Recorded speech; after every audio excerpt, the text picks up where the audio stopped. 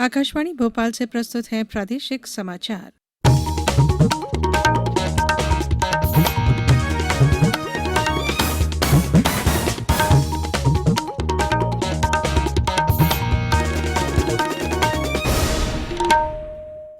नमस्कार, समाचारों के साथ मैं धारणा सचदेव। पहले मुख्य समाचार। महिला यात्रियों की सुरक्षा के लिए रेलवे ने शुरू किया मेरी सहेली अभियान। सरदार पटेल की 145वीं जयंती पर कल मनाया जाएगा राष्ट्रीय एकता दिवस। प्रदेश में 28 विधानसभा सीटों पर हो रहे उपचुनावों में चुनाव प्रचार अंतिम चरण में निर्वाचन आयोग ने कमलनाथ का स्टार प्रचारक का दर्जा हटाया। और कोरोना संक्रमण की रफ्तार धीमी हुई, प्रदेश में प्रतिदिन मिल रहे हैं 700 के आसपास मरीज। अब समाचार विस्तार से। रेलवे ने सभी मंडलों में महिला यात्रियों की सुरक्षा के मद्देनजर मेरी सहेली अभियान की शुरुआत की है। रेल मंत्रालय ने कहा है कि इस अभियान का उद्देश्य रेल में यात्रा करने वाली सभी महिलाओं को सुरक्षा देना है। महिलाओं को उनकी यात्रा शुरू करने से लेकर गंतव्य स्टेशन तक रेलवे सुरक्षा बल आरपीएफ सुरक्षा दी जाएगी। मेरी सहेली अभियान की शुरुआत इस वर्ष सितंबर में दक्षिण पूर्वी रेलवे में पायलट परियोजना के रूप में की गई थी। महिला यात्रियों की उत्साहजनक प्रतिक्रिया मिलने के बाद इस अभियान को सभी मंडलों और कोंकण रेलवे में 17 अक्टूबर से चलाया जा रहा है। कृतज्ञ राष्ट्र कल भारत के पहले गृह मंत्री लौह पुरुष सरदार वल्लभ भाई पटेल की 145वीं जयंती मनाएगा। यह दिन देश भर में राष्ट्रीय एकता दिवस के रूप में मनाया जाता है। इस अवसर पर प्रदेश के सभी अधिकारियों और कर्मचारियों को राष्ट्रीय एकता की शपथ दिलाई जाएगी। भोपाल के सरदार वल्लभ भाई पटेल उद्यान में राष्ट्रीय एकता दिवस पर सुबह 11 बजे राष्ट्रीय एकता शपथ कार्यक्रम आयोजित किया जाएगा, जिसमें सभी अधिकारी और कर्मचारी राष्ट्रीय एकता की शपथ लेंगे। प्रदेश के सभी जिलों में सरदार वल्लभ भाई पटेल की जयंती एकता दिवस पर विभिन्न कार्यक्रम आयोजित किए जाएंगे। बैतूल में कल शाम 4 बजे पुलिस और अन्य सुरक्षा बल मार्च पास्ट करेंगे। कार्यक्रम में कोरोना योद्धाओं को भी आमंत्रित किया गया है। प्रधानमंत्री नरेंद्र मोदी ने आज गुजरात के नर्मदा जिले में केवड़िया में स्थित आरोग्य वन का उद्घाटन किया। योग, आयुर्वेद और ध्यान को बढ़ावा देने के लिए बनाया गया आरोग्य वन 17 एकड़ भूमि पर स्थित है। यहाँ जड़ी बूटियों के 380 पौधे लगाए गए हैं। आरोग्य वन में कैफेटेरिया और दुकानें भी हैं। प्रधानमंत्री कल सरदार वल्लभ भाई पटेल की 145वीं जयंती पर उन्हें श्रद्धांजलि देंगे। वे राष्ट्रीय एकता दिवस के अवसर पर सरदार पटेल की प्रतिमा के निकट आयोजित एकता परेड में भी हिस्सा लेंगे। केंद्र सरकार ने इन खबरों का खंडन किया है कि सार्वजनिक क्षेत्र के बैंकों ने बचत खातों से धन निकालने और जमा करने पर शुल्क बढ़ाने का फैसला किया है।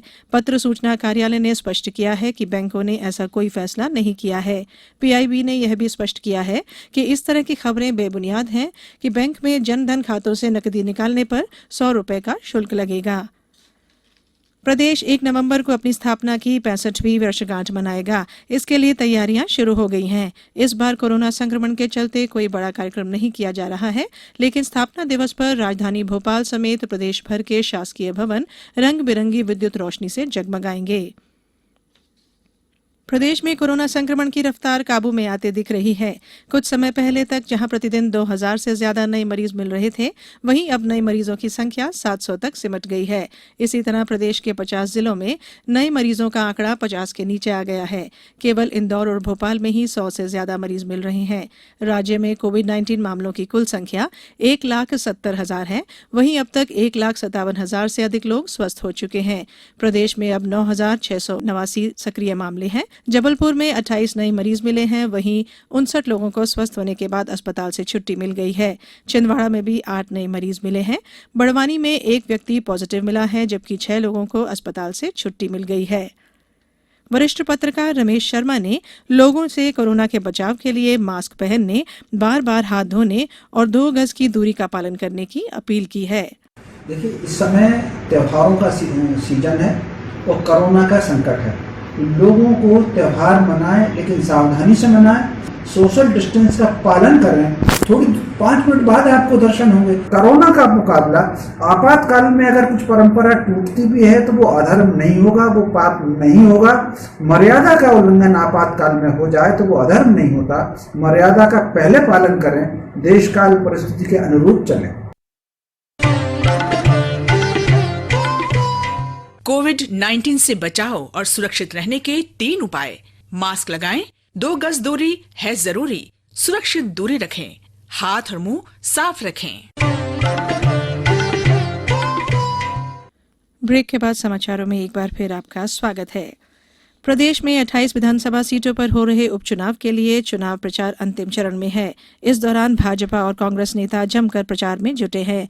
वहीं भारत निर्वाचन आयोग ने आचार संहिता के उल्लंघन को लेकर पूर्व मुख्यमंत्री कमलनाथ का स्टार प्रचारक का दर्जा हटा दिया है। अब यदि वे किसी उम्मीदवार के पक्ष में प्रचार करेंगे तो उसका खर्च उस उम्मीदवार के खाते में जोड़ा जाएगा। वहीं कांग्रेस इस मामले में कानूनी पहलुओं पर विचार कर रही है ताकि आयोग के फैसले को अदालत में चुनौती दी जा सके।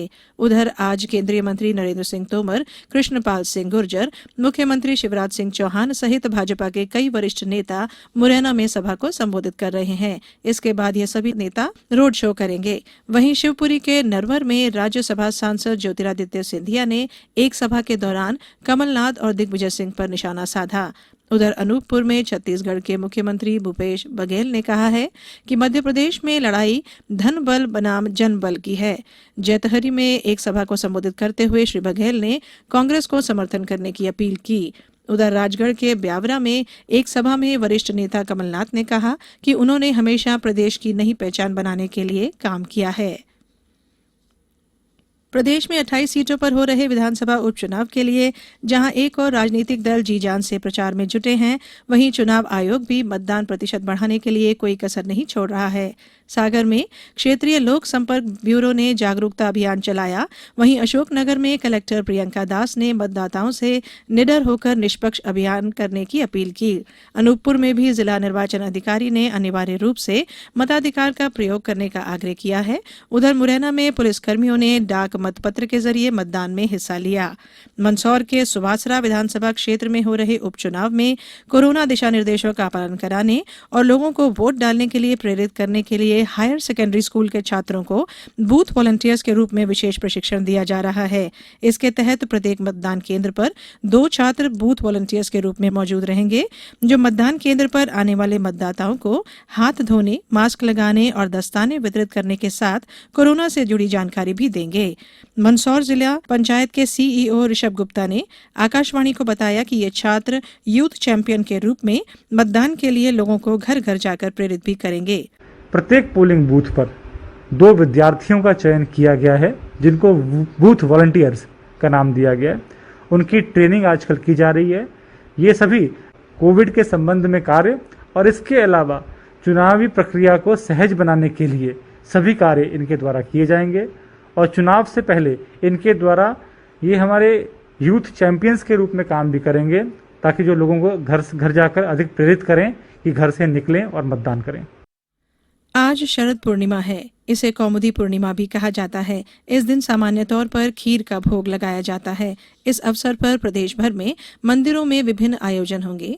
भोपाल में इस अवसर पर बड़े तालाब में राधा कृष्ण और शिव पार्वती की प्रतिमाओं को पारंपरिक नौका विहार कराया जा रहा है। नीमच में आरती के बाद खीर वितरित की जाएगी। वहीं जबलपुर में नर्मदा तट के मंदिरों पर विशेष पूजन अर्चन किया जा रहा है। उधर ओरछा में 1 नवंबर से रामराजा मंदिर सुबह 8 बजे के स्थान पर 9 बजे खुलेगा। सतना में सभी मंदिरों में कोरोना दिशा निर्देशों का पालन करते हुए शरद पूर्णिमा मनाई जा रही है। होशंगाबाद में प्रसाद के तौर पर औषधि युक्त खीर वितरित की जाएगी। पैगंबर मोहम्मद का जन्मदिन ईद मिलाद उन नबी आज देश भर में धार्मिक उत्साह के साथ मनाया जा रहा है। कोविड-19 महामारी को देखते हुए बहुत से संगठनों और समितियों ने इस बार मिलाद के जुलूस न निकालने का निर्णय लिया है। हालांकि पैगंबर मोहम्मद के जीवन और शिक्षाओं को बताने के लिए मिलाद महफिलों तथा ऑनलाइन सीरत कॉन्फ्रेंस के आयोजन किए जा रहे हैं। प्रदेश के डिंडौरी, रतलाम और खंडवा सहित अन्य जिलों में भी पारंपरिक और कोरोना दिशा निर्देशों के साथ ईद मिलाद उन नबी पर आयोजन किए जा रहे हैं। अब कुछ समाचार संक्षेप में। बड़ा मलहरा से भाजपा प्रत्याशी प्रद्युम्न लोधी को तबियत खराब होने के बाद भोपाल लाया जा रहा है। उन्हें फेफड़ों में संक्रमण की शिकायत बताई गई। रायसेन जिले में ग्रामीण बैंक की सिलारी शाखा के प्रबंधक और ड्राइवर को रिश्वत लेने के आरोप में भोपाल लोकायुक्त पुलिस ने गिरफ्तार किया है। शहडोल के पंडित शंभुनाथ शुक्ल विश्वविद्यालय में नए शिक्षा सत्र के लिए प्रवेश प्रक्रिया पूरी हो गई है। यहां 3,500 से ज्यादा विद्यार्थियों ने प्रवेश लिया है। शिवपुरी जिले के पोहरी विधानसभा क्षेत्र में अधिकारियों ने संवेदनशील मतदान केंद्रों का निरीक्षण किया और यहां की व्यवस्थाएं देखी और आगर मालवा में आगर विधानसभा उपचुनाव के लिए 2 नवंबर को मतदान सामग्री का वितरण किया जाएगा। अंत में बुलेटिन के मुख्य समाचार एक बार फिर। महिला यात्रियों की सुरक्षा के लिए रेलवे ने शुरू किया मेरी सहेली अभियान। सरदार पटेल की 145वीं जयंती पर कल मनाया जाएगा राष्ट्रीय एकता दिवस। प्रदेश में 28 विधानसभा सीटों पर हो रहे उपचुनावों में चुनाव प्रचार अंतिम चरण में। निर्वाचन आयोग ने कमलनाथ का स्टार प्रचारक का दर्जा हटाया और कोरोना संक्रमण की रफ्तार धीमी हुई। प्रदेश में प्रतिदिन मिल रहे हैं 700 के आसपास मरीज। इस बुलेटिन के अंत में एक अपील, हमेशा ध्यान रखें, मास्क और 2 गज की दूरी, हाथ धोना भी है जरूरी। नमस्कार।